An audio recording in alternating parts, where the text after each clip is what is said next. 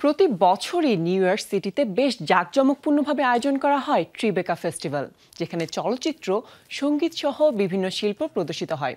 এরই ধারাবাহিকতায় এবার প্রদর্শিত হয়েছে জনপ্রিয় ব্রিটিশ সঙ্গীতশিল্পী বিলি আইডলের জীবনী নিয়ে ডকুমেন্টারি ফিল্ম বিলি আইডল শুড বি ডেড।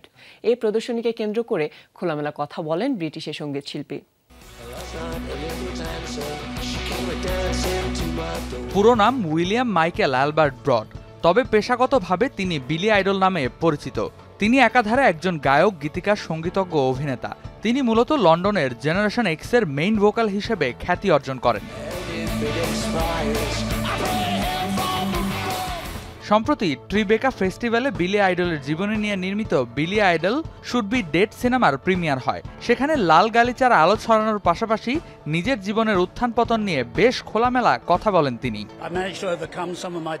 আমি অনেক খারাপ অবস্থা থেকে উঠে এসেছি, যদিও এখনো পুরোপুরি উঠে আসতে পারিনি। আমি প্রতিনিয়তই নিজের সাথে ও আমার ভেতরের খারাপ আত্মাটির সাথে লড়াই করছি।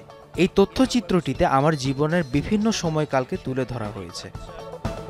তথ্যচিত্রটিতে বিলি আইডলের আন্ডারগ্রাউন্ড সেন্সেশন থেকে পাঙ্ক আইকনে রূপান্তরের গল্পকে অনুসরণ করে, যেখানে তার খ্যাতির উত্থান, আসক্তির বিরুদ্ধে তার লড়াই এবং সঙ্গীতে তার প্রত্যাবর্তনের গল্প তুলে ধরা হয়েছে।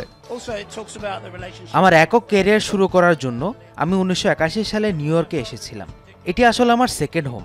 আমি খুব খুশি যে ট্রিবেকা ফেস্টিভ্যালে আমার জীবনে নিয়ে নির্মিত বিলি আইডল শুড বি ডেড এর প্রিমিয়ার হয়েছে। সেই সাথে প্রিমিয়ারে অংশ নিতে পেরে বেশ আনন্দিত। আমি নিউ ইয়র্ককে ভালোবাসি।